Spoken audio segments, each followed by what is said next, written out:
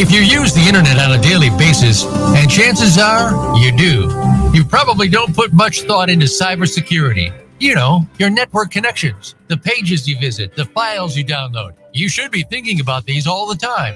Welcome to And Security for All. Your host is Kim Hakim. We're here to help you understand, in general terms, how and why your cybersecurity should be kept in check. Now, here is Kim Hakim.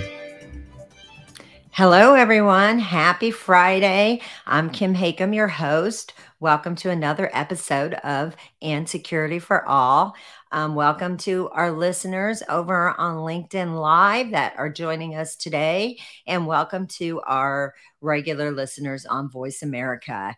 If you are on LinkedIn Live and you would like to check out Voice America and check out any of our past speakers, you can go to any place that you like to listen to your podcast and just look for And Security for All on Voice America, and you can catch some of our past speakers. We've had some amazing speakers in the past.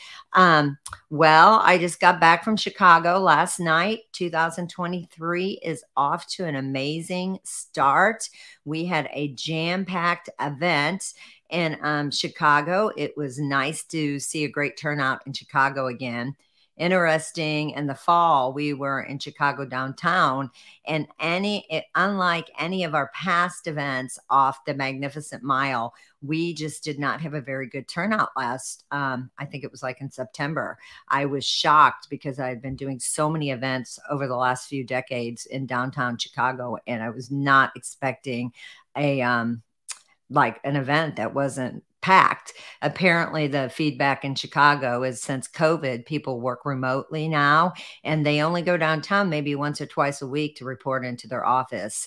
So we moved out to the suburbs. We had our event over by the O'Hare Airport, and we literally had standing room only. It's just really fun coming back into these cities again and seeing all of our old friends and making new friends and seeing our speakers and sponsors. If you all out there have not attended a FutureCon event, I highly recommend it. They're fun, engaging, educational. You can look us up on LinkedIn and you should see all the mentions of FutureCon. There's hundreds and hundreds of testimonials of how what fun time people have at our events and what great content and education they walk away with. We are off to Washington, D.C. in 2 weeks. Then we go to Detroit, Seattle, then we go to Montreal and so on. Just check out our website at FutureCon events. It is pretty possible that we're coming to a city near you. So today I'm excited about my guest. He actually has attended one of our past events. He sat on one of our panels, and I'm happy to chat with him on the show today. I have Dr. Joe Perez. He's a Chief Technology Officer. He has 2 different jobs, but he's also a Senior Systems Analyst and Team Leader at North Carolina Department of Health and Human Services, and he's a Chief Technical Officer at Solon Tech Corporation. He with his advanced degrees in computer and secondary education, along with all his IT certifications, Dr. Joe Perez brings almost 40 years of experience to bear as an IT higher end ed professional, having served as a business intelligence specialist at North Carolina State University and currently serving as Senior Systems Analyst at North Carolina Department of Health and Human Services. So I'm very excited to talk. He's got all kinds of other things that we'll talk about of what he's done. He's been an expert speaker, show co-host, all kinds of things. And today we're going to talk about something very different, using data visualization to effectively communicate. So welcome to the show, Dr. Perez.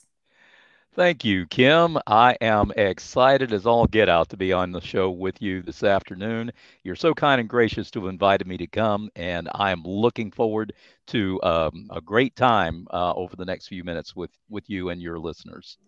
Well, 40 years is a long time. And I have to tell you a little side joke. I did not Okay. like this. Last night I was boarding United Airlines and, I was just in coach and the guy that was making the announcements, he goes, "Oh my gosh, everyone, let's give this lady a round of applause. This is her 30th year of being a one pass member on United Airlines." I'm like, can you please not do that? I'm like, Well, what he failed to mention, though, was that, yes, she started right out of kindergarten. I was like, that was a little mortifying. So anyway, when I read your 40 years, it kind of brought that memory back of Right. the man saying that to me. But yeah, that's congratulations on all your success. And I know you do a lot of speaking, Mhm. like all over. How did that start, and how did you get into your speaking career?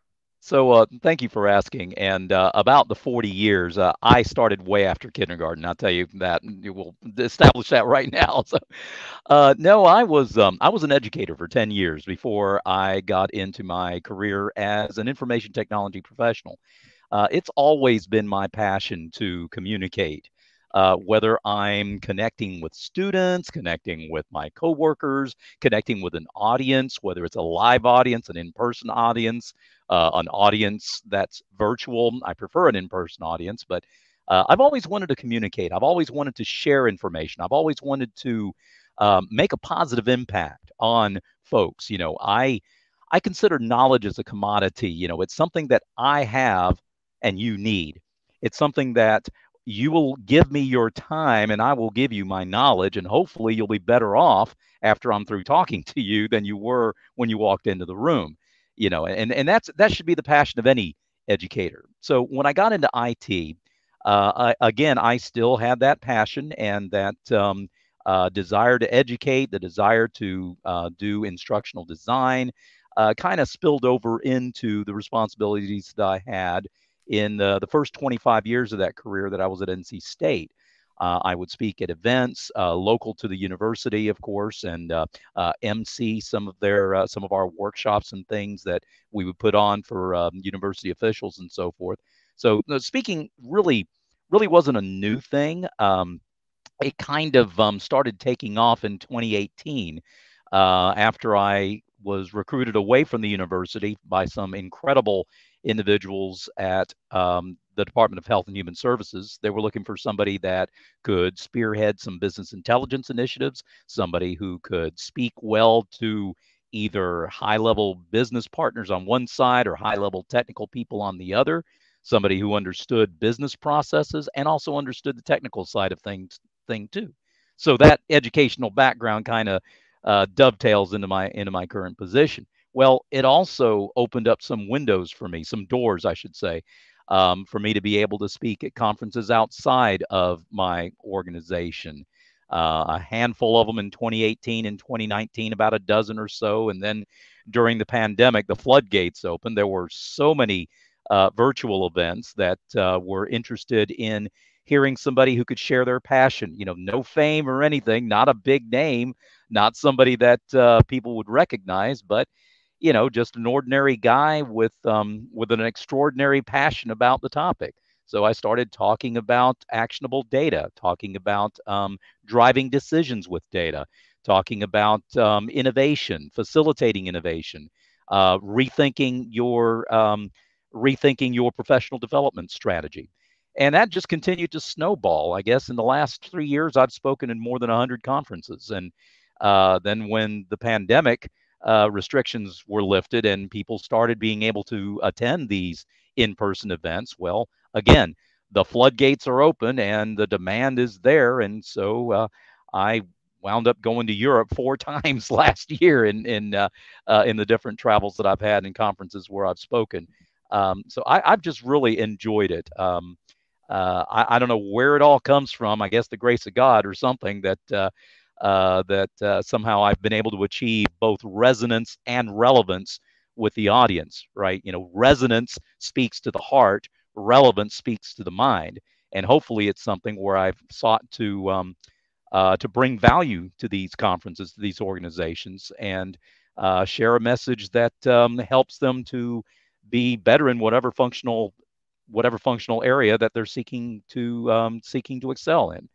Um, and so I've just continued along those lines. And this year, I've already got about a dozen of them booked. And so I'm looking forward again to continue to create value and bring data to life and life to data. Well, that's amazing, and congratulations to all your success. Couple of You're shout very outs kind. there. Jonathan Kimmett, it's good to have you back listening to our show. Jonathan, you sat on a panel with Jonathan Yes, I earlier did. this year, and he's had a Jonathan, recent, wow. yeah, yeah, Yeah, he's he's had an a recent. amazing guy. He's awesome. He actually sometimes co-hosts the show for me when I'm Hmm. on the road. He's going to be doing it. He'll be doing the show in 2 weeks because sometimes I don't get back until like late Friday afternoon. So he brings great guests to the show. So he'll be co-hosting the show in 2 weeks. So nice Awesome. to see you back, Jonathan, and Mark Harkins out there.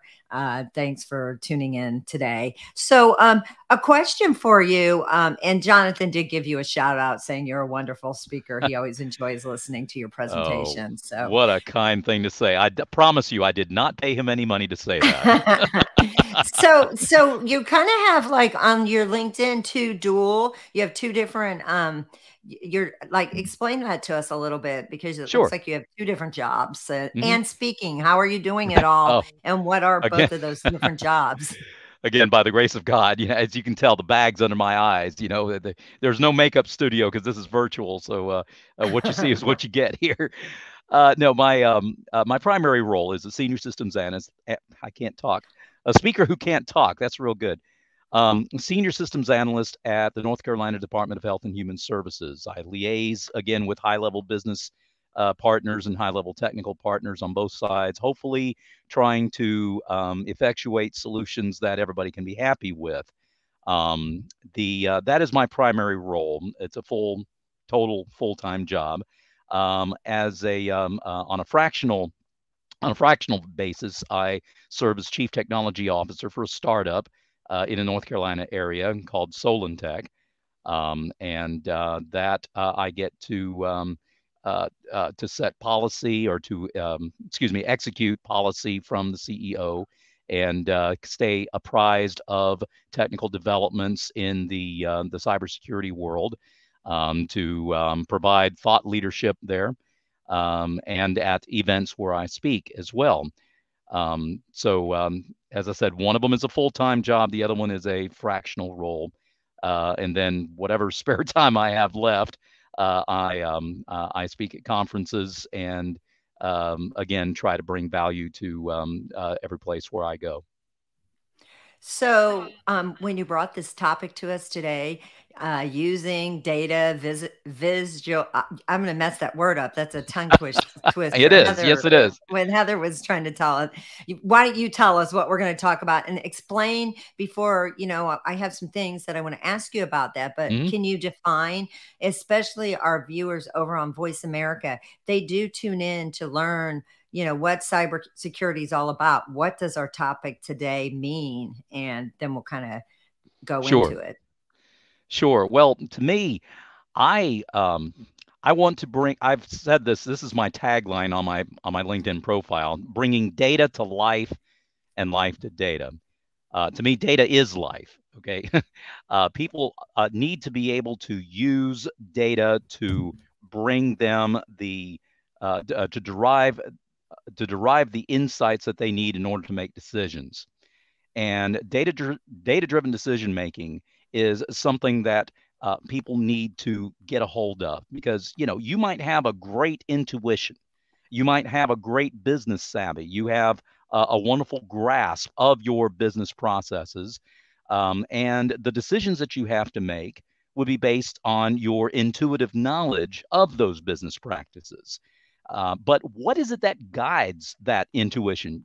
Should you always go with your gut, or should your gut be informed by data? And whether you would like to think about it or not, there is all kinds of data that you can use in making your decision. It may be anecdotal inferences that you make from stories that are told to you by your employees, the things that are going on with the different business processes that you have. It may not be in a spreadsheet, it may not be in a database, but those are indeed pieces of data. and you are leveraging this data and leveraging it together with the intuitive knowledge that you have of your business in order to drive your decisions. I like to see the role that data plays in driving those decisions, and not just ordinary data, data that's been made actionable. And how your reporting strategy, your business intelligence strategy can inform how that data is going to be used. And part of it has to do with data visualizations. All that a data visualization is a group of graphs, charts that are used to create a picture, to tell a story with the data. Okay, that's why it's also called data storytelling. And so these things are used together and are leveraged in order to help you to make a decision, answer a question, or solve a problem. Get to that point and you're data driven. You're using this to enhance the intuitive knowledge that you may already have of your business processes so that you can make those decisions in an informed manner by a business intelligence strategy that doesn't allow itself to be skewed by people who are interested in only making a pretty graph. Okay, anybody can make a pretty graph, but it's important to ensure that the data that's produced is indeed actionable and can drive you to make those decisions. So is this something that you would suggest, since a lot of board members are non-technical, and is this a great way to communicate with them by storytelling? Because we just Yes. talked about this on the show last week. Once again, how to communicate, the urgency to a board, of Right. why we need budget, why cybersecurity is so important, Absolutely. Absolutely. Yes, ma'am. Because see, look, David McCandless said in a 2010 TED Talk that sight by far has the highest bandwidth of any of the five senses. About 80% of the information we take in is by eye, he said. Additional research in the years since then has proven that to be more like 90%. The visual acuity that we have processes information something like 60,000 times faster. So, yes, we learn best through stories. Even as a little kid, you learned your nursery rhymes, that were in story format. A story has a plot, a story has a character, a story has cadence. And in the same way, when you can somehow envelop those concepts and leverage those concepts when you're telling a story with data, then you can make it so much more compelling. And yes, especially to a non-technical audience, that they'll be able to get what you're saying because, again, you're presenting it as elements of a story in a way that is both accurate and compelling. Jonathan asked a question. He said, would the data be the same for the use for IT metrics or something more generalized for a broader audience? Well, that's an excellent question, Jonathan. It's one thing when you are trying to plot out your metrics and see they tie into your key performance indicators that most of the time, hopefully, you will have already determined ahead of time. What are the things that you were looking for? What are specific measures that you have established as being your definition of success in areas 1, 2, 3, 4, and 5? What is it that will indicate that your performance is at, in those different areas, that your performance is at a particular level? Your metrics that you're using, finite, measurable, repeatable metrics that you are using to measure your progress in those areas. Whereas the generalized data might be overall facts and figures about your company, certain milestones, certain records, certain thresholds that you've met. That would be something that the general public would be interested in that may or may not tie directly into your key performance indicators. So you have to consider your audience. And, I guess the best way to answer Jonathan's question is the classic IT answer. It depends. We have we have a lady, I can't think of her name off the top of my head, but she's out in California. She does a lot of work for Cybercrime magazine. And she'll just come to our events when we're in San Diego. She'll just show up and she'll just sketch all day. She'll sketch. She produces all these cartoons. We've love it. posted. Yeah, she's really great. I'll have to connect you with her because there may be some alliance there, but that's what she does, and it's great, and it's cool. But how is that effective? I don't, as a non-technical person that's just bringing technical people together, how does that help, audiences when they see that kind of graphics like that? It must be doing something because you've got some big magazines, using her storytelling graphics. Yeah, absolutely. Again, you're telling a story with data. All right. Especially if you're in front of a non-technical audience, Kim. See, data visualization can be a powerful tool for communicating key insights to any audience, even one that's not technical. Okay. But it's important to approach it in a way that's clear, simple, and easy to understand. Okay. So, how do we go about doing that? Okay, first of all, choose the right type of visualization. Okay, select the type of visualization that best suits the data and the message that you want to communicate, the story you're telling. For example, bar charts are good for comparing data, line graphs for showing trends, pie charts for showing proportions. Okay, here's a good practice. Always use the right tool for the right job if you want to communicate the right message. You wouldn't use a chainsaw to carve a turkey, would you? How about a sledgehammer to crack a walnut? Of course not. All right. The same principle applies with data visualizations, okay, for that message. All right. Secondly, keep it simple. Okay. Avoid using complex visualizations that can confuse or overwhelm your audience, especially a non-technical one. Stick to basic visualizations that are easy to understand and interpret. Otherwise, well, you're going to have the audience spending so much time trying to figure out what the chart is trying to convey that they totally miss out on seeing the message behind it. Thirdly, I'd say use clear labels. Okay, label the axes, the X and the Y and the Z. Provide units of measurements for what's being displayed. Otherwise, you're going to leave everybody guessing. They're not going to know what you're trying to say. It's important to include a clear title that accurately describes the data being shown. And then highlight key insights. Use color, shading, other visual cues to draw attention to the most important insights. Senior account executive and expert data storyteller Spencer Sobczak tells us that contrasting colors differentiate among groups, whereas different shades of the same color can communicate the relative strength or weakness of a value. So then you start capitalizing on all this, okay? Whenever you're building visualizations for revealing insights, all right, here's the point. Just make sure those key insights are easy to see and understand, okay? Lastly, fifthly, I think it's number 5. I don't know. I may have lost track. I'm not counting here, but whatever. I think number 5. Avoid clutter at all costs. Keep the visual clean and uncluttered. Yes, you need color. You got to have color, but avoid using too many different colors or patterns or font changes in your labels. Whatever you do, keep the design simple. Otherwise, well, you're going to get what master statistician and Yale professor Edward Tufte used to call chart junk. You definitely want to steer clear of that. Another tip, provide context. Okay, provide context for the data being shown. Things like, the time period under consideration, the population being studied, or the issue being explored, the concern being addressed. Yeah, this is going to help the audience to understand the data and its implication. Remember, we're talking about this in the context of a non-technical audience, as you asked, Kim.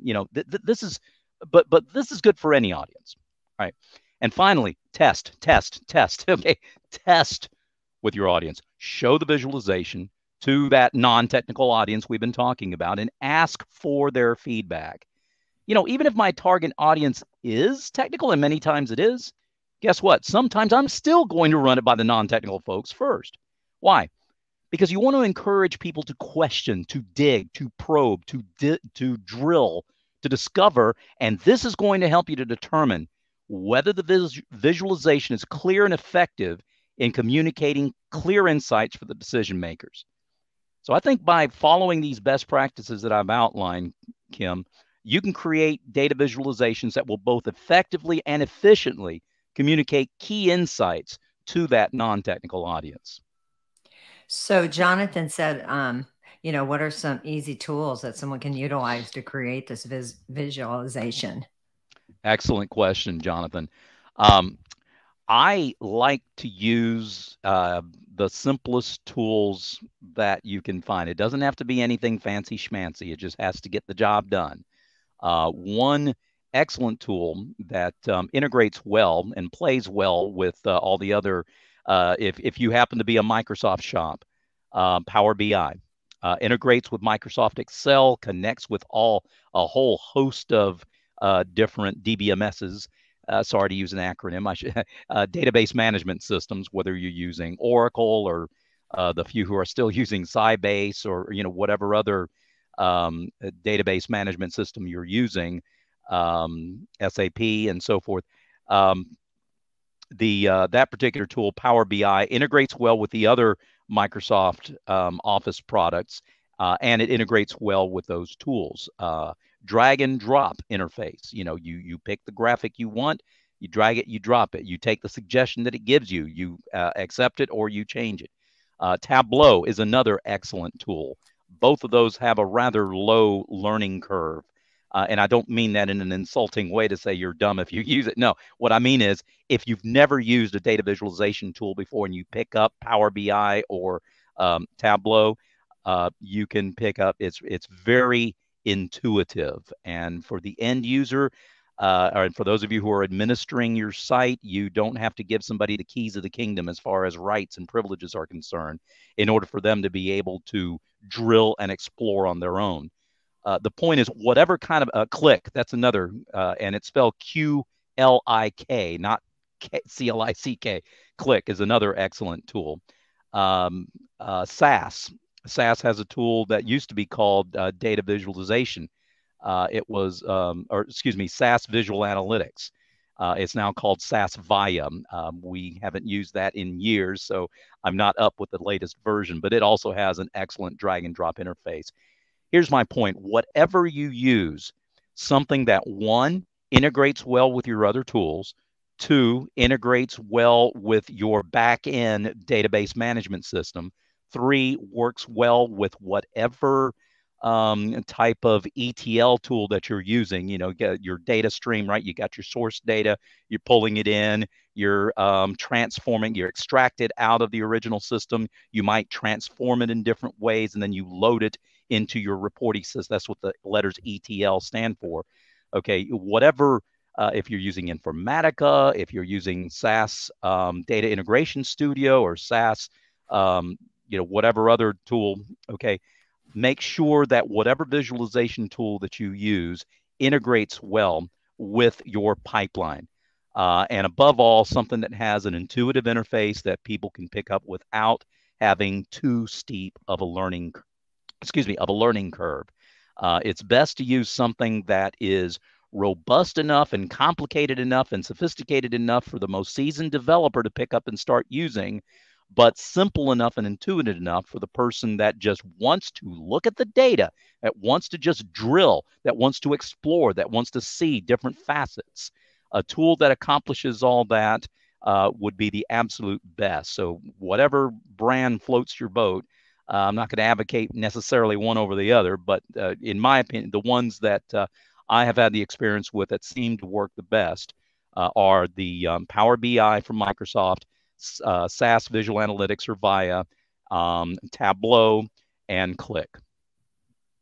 So who are you primarily on when you're talking about, security operations centers or your IT, your security departments?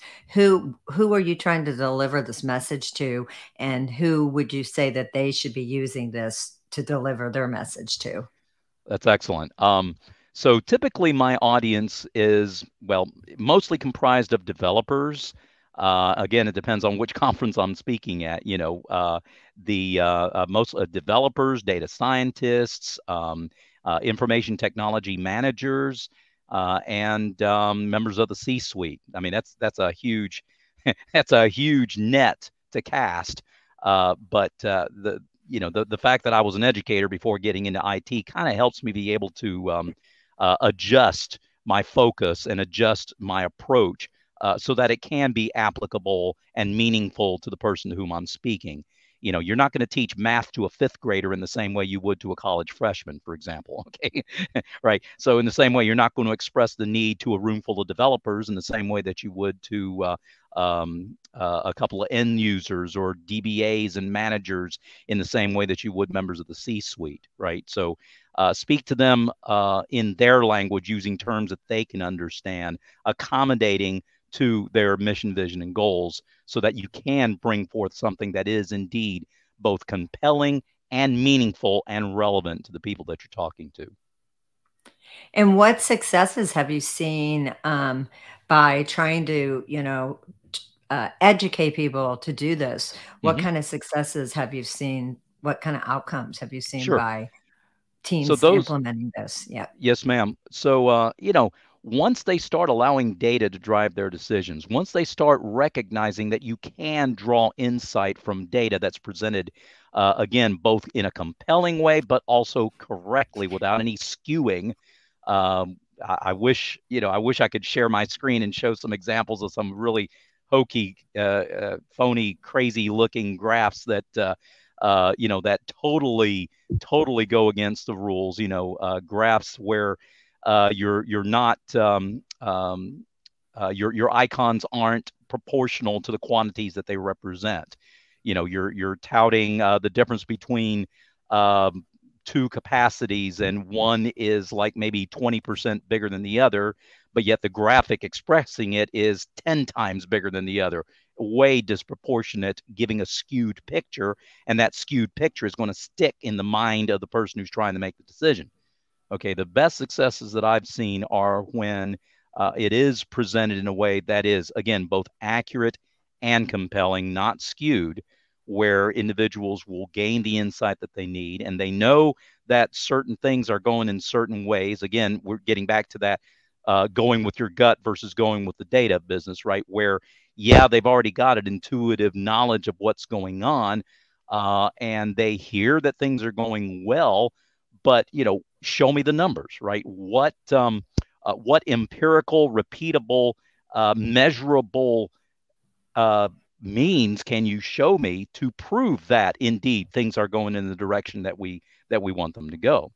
And so those are the successes that we've seen, where people actually will be presented that in this particular way, and they will heed what they see and take action accordingly.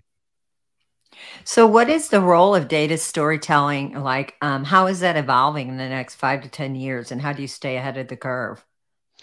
That's an excellent question. So, I think, let's see, how do I put this?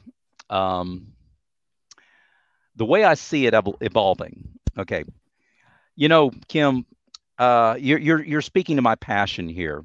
Data storytelling is becoming increasingly important as organizations look to make data-driven decisions and communicate insights effectively.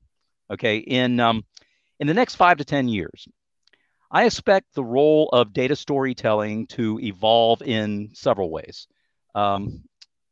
First of all, I see an increased focus on the narrative itself, right? The narrative structure of data storytelling will become more and more important as organizations seek to communicate increasingly complex data insights in a way that's easily understood by a wider audience. As time goes by, that's going to be even more and more of a challenge. I see an increased use of interactive visualizations. That interactivity is going to become more and more complex and realistic. Interactive visualizations, I think, are going to become much more prevalent because they allow for greater exploration of data and provide a more engaging way to communicate insights. Thirdly, there's the emergence of new technologies. I believe this is going to become exponential in nature. You think about the explosion of technology even today, the rise of these new technologies. I'm talking about things like artificial intelligence, virtual reality, augmented reality, and so on. That's going to provide new opportunities for data storytelling and enable those new and even more interactive forms of storytelling I mentioned earlier. Imagine walking into a room, if you will, and grabbing a pie chart and then spinning it around to see the detail on what makes each slice. Or maybe walking up to a line graph and you start pulling on it, okay, to see more and more detail, right? I don't think that's too far-fetched, not too far away from the day. What was that movie? Minority Report, right? The incredible three-dimensional interface that Tom Cruise was monkeying with as he was, doing his thing, whatever. I don't see that as being too far off from reality, the way things are going today and the speed at which we're progressing. And lastly, I see a greater emphasis on ethical considerations. Now, think about this for just a second, Kim. As data becomes increasingly central to decision making, right, there's going to be a greater emphasis on ethical considerations, things like privacy, data security, transparency, and all. And with all this technological advance that I've been talking about, and the greater ease with which greater volumes of data are extracted in greater detail and greater speed, these ethical considerations are going to become even more critical. Data storytellers are going to need to be mindful of these issues, these ethical concerns, and incorporate them into their work. To that point, a recent research study in 2020, found with a growing trend of data decision making, there's a corresponding increase in the importance placed upon these ethical considerations that I've mentioned. The privacy, data security, and transparency. It was a Forbes study. It revealed that nearly 96% of the companies surveyed now have some sort of dedicated privacy and data protection policy in place. And 84% have implemented data security measures to protect sensitive information. On top of that, about 92% of the businesses indicated that they prioritize transparency in their data collection, usage, and practice. Further, the story found that organizations that prioritize these ethical considerations are more likely to experience higher levels of customer trust and satisfaction, with nearly 88% of the surveyed customers stating that they feel more confident in companies that have transparent data policies and security measures already in place. That makes sense, doesn't it? You tend to believe what you can trust. Trust is a funny thing, Kim. It's pretty hard to get, relatively easy to lose, and nearly impossible to regain once you've lost it. So, that's how I see the landscape shaping up the next 5 or 10 years, Kim. That's a really interesting concept. Jonathan said, how much text narrative do you add to the data visualization? Like, do you keep it minimal, or do you have good basic summary? Do you tell the whole story, etc.? Ooh, I like that. You're going to love it. It depends. Sorry. It's not a cop-out, but really, it does depend, okay? Who's your audience, right? What's the subject? How many graphs do you have?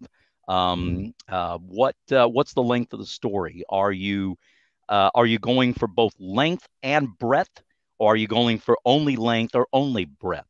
Okay, I would say you don't want to go to an extreme, because if you do, you'll get back to that chart junk that we were talking about. You want to give at least enough of the narrative to set the stage and put all the characters in place. You want to give enough narrative so that people get what the flow is. So really, setting the stage, establishing the theme, and bringing the flow. If you can do those three things, setting the stage, bringing the theme, and setting the flow, then the exact amount of text that it takes to do that, I'd say the minimum amount of text possible to achieve those three goals. And once you've done that, then let the data speak for itself. Let the visualization speak for itself. You want to design it in such a way that it doesn't need a whole lot of explanation, because let's face it, if you can't tell just by looking at the graphic, you can't tell what they're trying to present, then it's not actionable. If somebody has to explain it to you, it's not actionable. If you can't tell, you can't figure out what's going on, then it's just plain flat out not actionable, right? It's got to speak for itself. But again, have enough text to achieve those things, and not a bit more.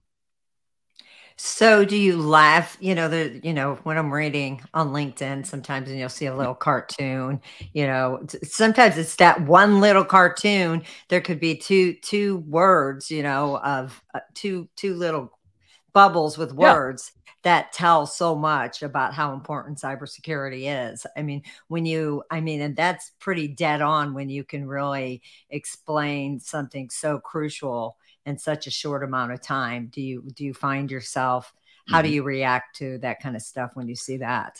Oh, absolutely. If it's done effectively, yes, just one or two words is all you need, Kim. I agree 100% with you.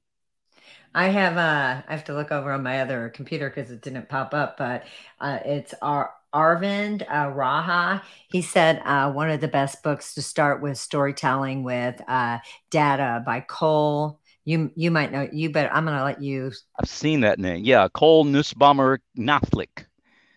I've seen that, but I've not read it. But I've heard good things, and it is on my bucket list.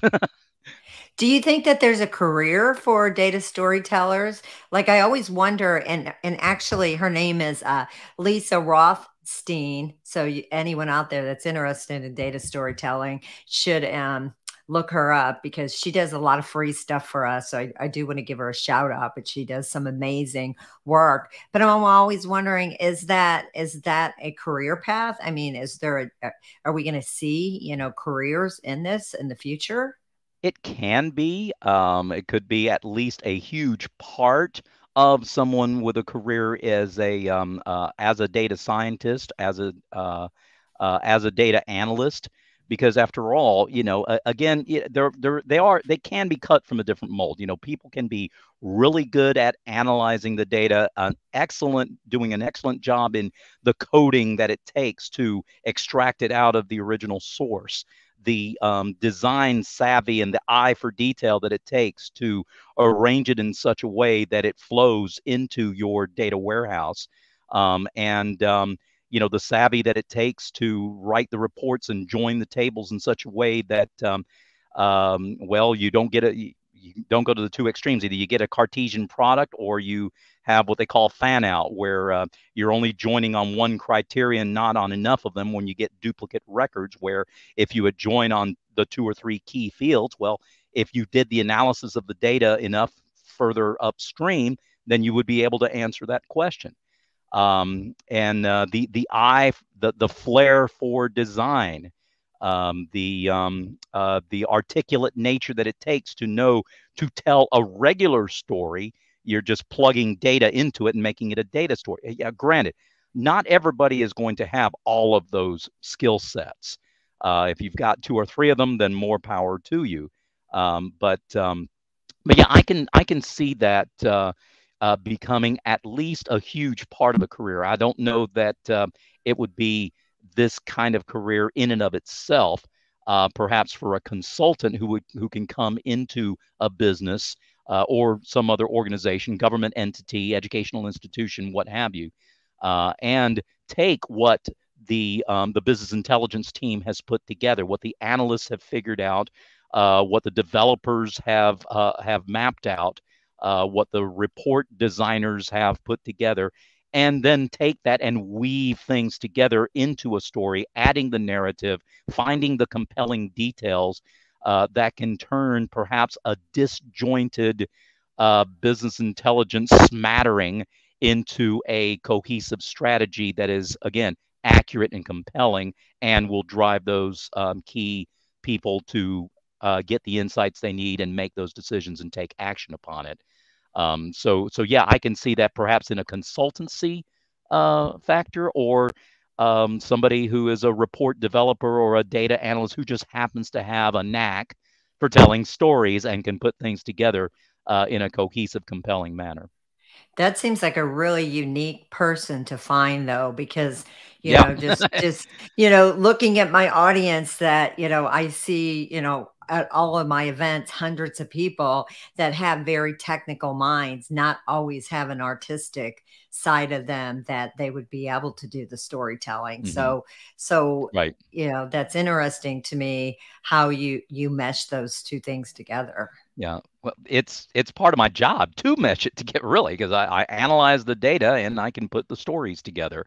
The Perhaps the actual technical coding, I don't get to do a whole lot of coding anymore in my current role. So that you delegate and depend upon the people who know what they're doing.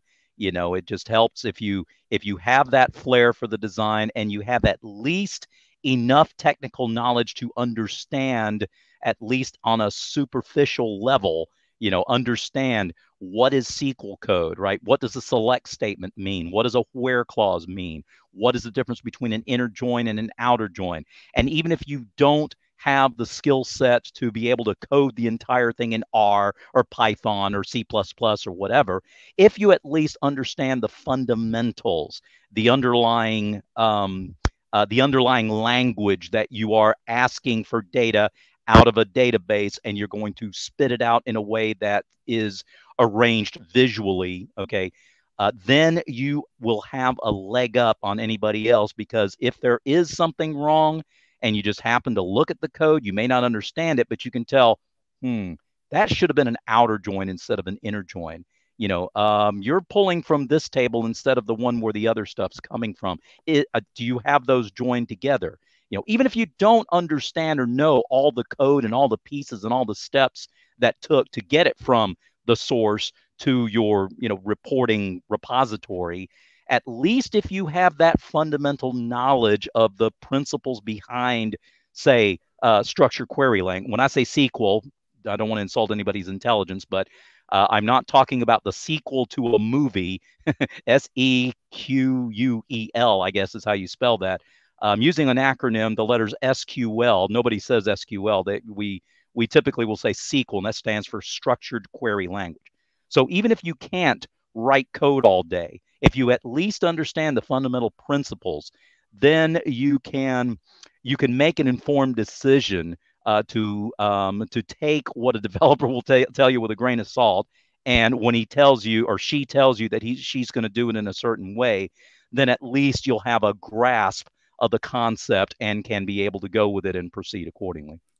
And I kind of take back what I said now as you were talking about it, because I have 3 kids and 2 of them are technical and gamers and still young and trying to figure out what they're going to do, but they're very great artists, and I have one that is completely a marketer and couldn't draw, like I can't draw anything. So I wonder if that does. I wonder if coders and Jonathan would know, because he used to, be at a university and work with a lot of students that were developers and coders. I wonder if they probably do have a natural, they're probably good at it because they probably do have an artistic side, that kind of. So, but he said, what would be a good, Jonathan, going back to Jonathan, he said, what would be a good starting point, a good practice exercise to help new people to create their first data visual, I'm having a hard time with that word, visualization and a related story like monthly credit card charges, type of books in their homes, library, etc. So yeah, wow, Jonathan, you're on a roll here, buddy. That's an excellent way to look. I would say something that has a flow to it, something that has a hierarchy to it, would be a good starting point. Books in a library, that's an excellent example. Okay. How are you going to categorize them? Will you categorize them by topic? Will you categorize them by genre? Will you categorize them by author? Will you categorize them by when they were written? Looking at the data, turning it and looking at all the different facets.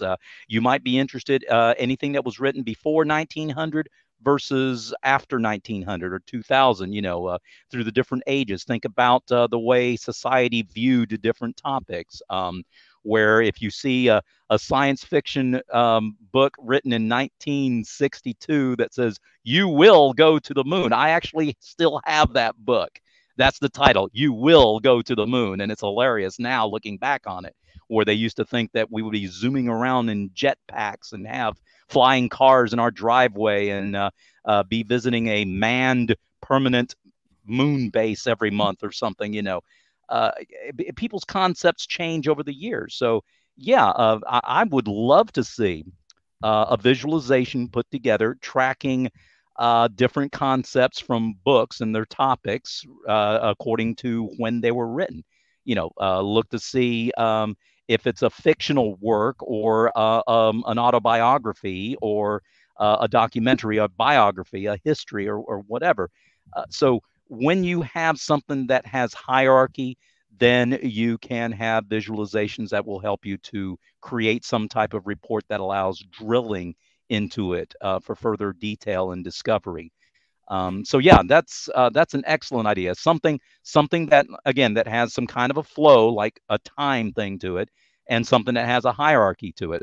Books in a library, hey, that would be an excellent exercise right there. Great idea. I might use that in a presentation. Yeah. Is this typically when you're speaking all over? Is this typically the topic that you like to focus on? Well, the topic I really liked is essentially going through the process of making data actionable.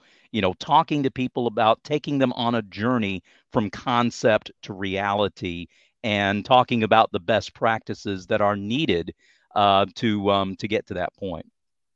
And have you written a book yet, or? Oh man, no, I've been asked. A lot of people have asked me because, again, all the things that I talk about, and as much as I'm on podcasts all the time. I co-host a monthly talk show, and well, nothing like Voice America. I mean, you're the best. I'm just a little bitty, thing. Oh, But I don't know about that. you're kind. But I suppose I have enough material. If I wanted to put things together, my problem is having the time to do it, between my full-time job and speaking and, family and stuff like that, a military newsletter that I produce every month. There's just no time for me to write a book right now, but I think eventually I will. I've been challenged to do so. I've written for magazines, and I've been published in several magazines, but I don't know. I think I'll do that. It'll give me something to sell when I go to when I go to a conference. I have a feeling you will. I mean, it seems like great content for a book, especially to show the process of how you do that and the storytelling. Like you said, you wished you could have shared your screen to show some of the things that you've done. So as we wrap up here, I think we will be seeing Dr. Joe Perez's book coming out. But again, you have your hands, in a lot of different things. Before we close up, because, we're probably coming on about 2 minutes. Are there any last departing, advice that you could give our listeners that, if this is all a new concept to them, where do they start? Sure. Yes, ma'am. I'd say the important thing to remember is be true to the data.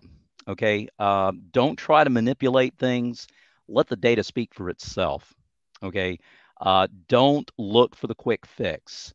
Just because you can create a chart or a graph with 3 mouse clicks does not make it the best possible visualization that you can make. Okay. Watch out for that kind of thing. Ensure that when you are presenting data, you ensure that these 3 things, these 3 questions are answered, that your data should help you to make a decision, answer a question, or solve a problem. Keep that foremost in your mind, and throw yourself completely into it, and Hopefully, you'll be able to create value for folks that are looking to be able to make decisions with data, bringing data to life, as I like to do.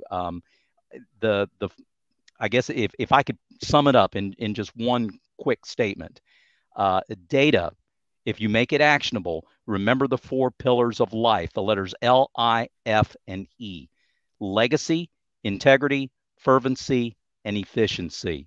Legacy, look for the types of data that you can use and have an established goal. Integrity, make sure the data is right and exactly the way it needs to be expressed. Fervency, that's you putting your heart and soul into it, and be compelling and be motivated to tell the truth and express it. Efficiency, do it in the best way possible. Always look for doing things better tomorrow than what you did it today, Well, bringing data that to is, life. yeah, that is excellent. You can find Dr. Joe Perez on LinkedIn. He talks a lot about this because I researched him before we got on the show. But thank you again, Dr.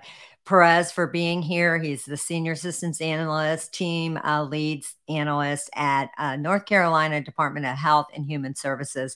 Thanks for spending this last hour with us. Thanks, everybody, for tuning in and all your great questions. We will see you all next week. You guys have a great weekend. Stay safe, stay secure, and we'll see you next week. Thanks, everyone.